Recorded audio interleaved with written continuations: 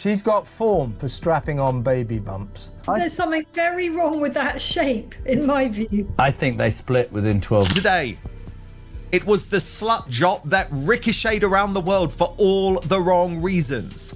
Meghan Markle believed that she would finally put to rest the ongoing and, I believe, very accurate speculation that she had been wearing a moon bump. If these children were not born by Meghan Markle's body, then they are unable to sit in the line of succession, the royal line of succession. We're talking about Prince Archie and Princess Lilibet, of course. Then this video, and let's take a look at some of it, because this video has horrified so many, because you can quite clearly hear hype of moon bump. This is not a natural body position. That's before you even get to the fact she was never supposed to speak. That's the part nobody can get past. She was meant to remain invisible, erased, a shadow behind a perfectly polished fairy tale. But now, the woman who says she stood at the very center of Meghan's royal pregnancies is stepping forward, and the silence that once protected everything is cracking wide open. Not with chaos, not with hysteria, but with something far more dangerous: details. A real baby bump, or has she strapped it on? Because really weird. She's got form for strapping on baby bumps. For years, the public was fed a flawless image, a love story wrapped in royal lighting, 2 pregnancies, 2 children. Smiles carefully placed, moments chosen with surgical precision. Everything looked calm, gentle, believable. Nothing seemed out of place, and that's exactly why no one looked too closely. But behind that image, another woman says she was hidden away, deliberately erased from the story. She goes by the initials DL, not a nickname, not a brand, just 2 letters, because even her name, she says, was never meant to survive. DL doesn't describe herself as a bystander. She doesn't say she watched from a distance. She claims she was the woman who carried both children from the very first weeks of pregnancy to the moment they were born. And then she vanished. No photos, no credit, no acknowledgement. According to her, silence wasn't a choice, it was a condition. She says she signed agreements that demanded more than privacy. They demanded disappearance, no interviews, no identity, no existence in the public record. While someone else stepped into the role of motherhood, DL says she stepped out of reality itself. For a long time, that silence held. The world accepted the story it was given. Appearances continued, headlines moved on, and DL stayed invisible. But she says silence has a limit, not because she wanted attention,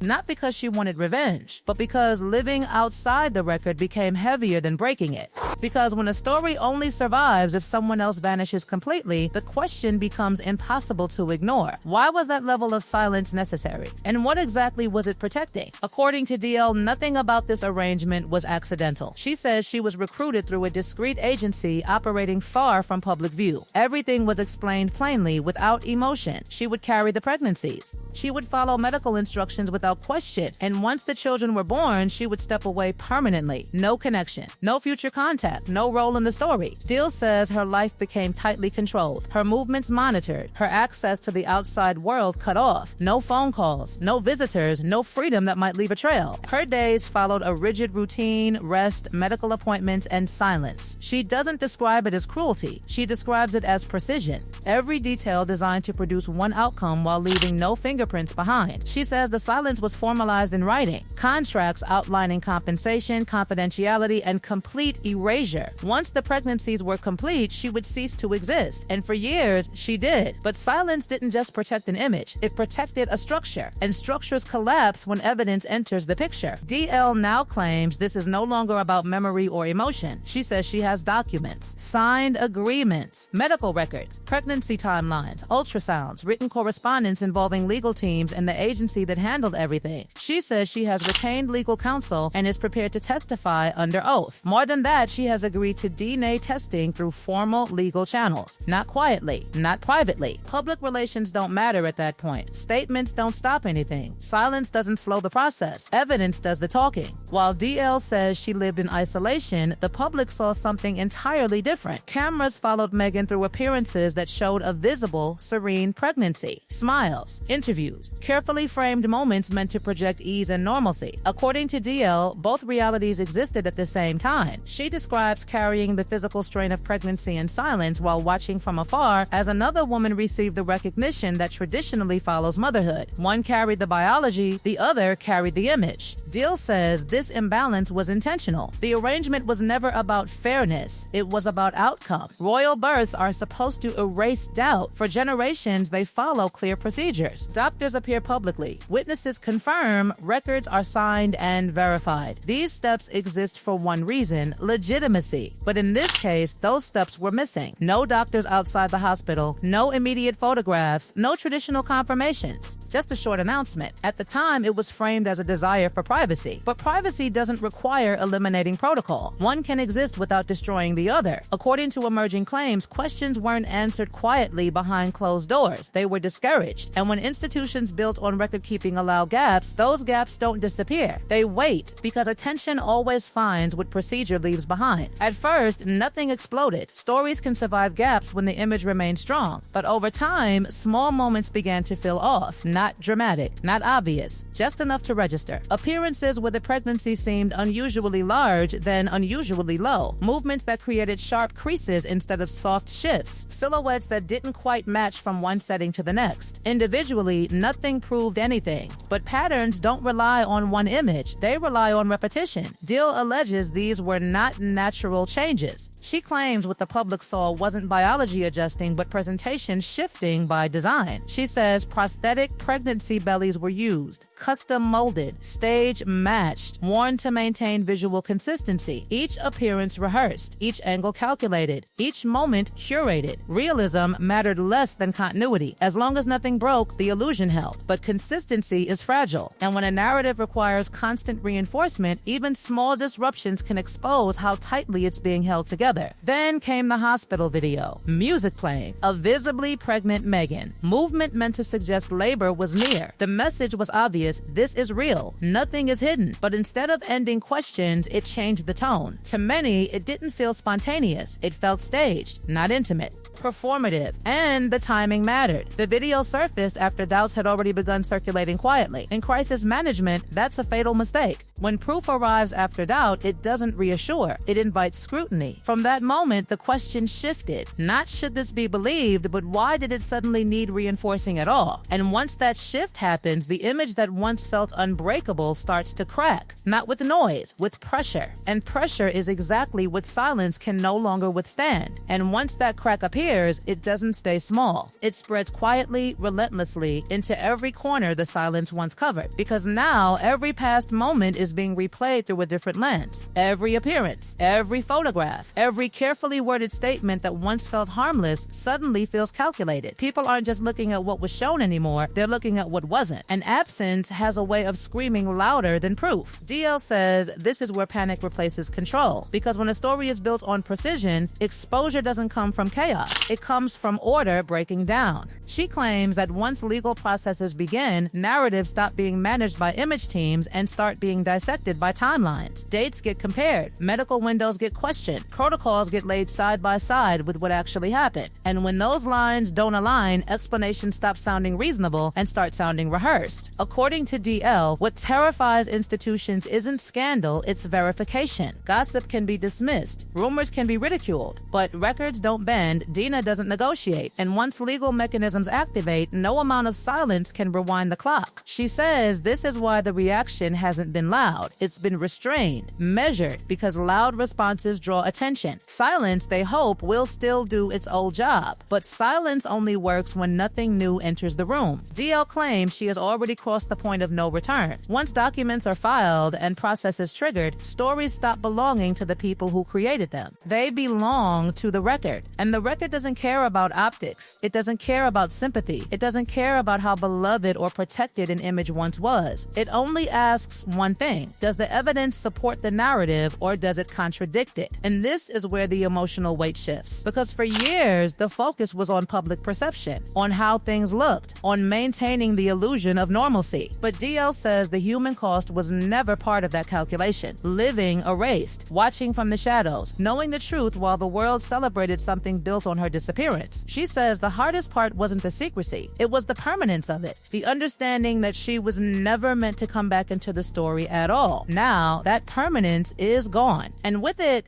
the safety of the narrative. Because once someone steps out of silence with documents instead of accusations, the conversation changes forever. This is no longer about believing or disbelieving, it's about examination. And once examination begins, no image, no matter how carefully constructed, remains untouched. It remains untouched. It remains untouched.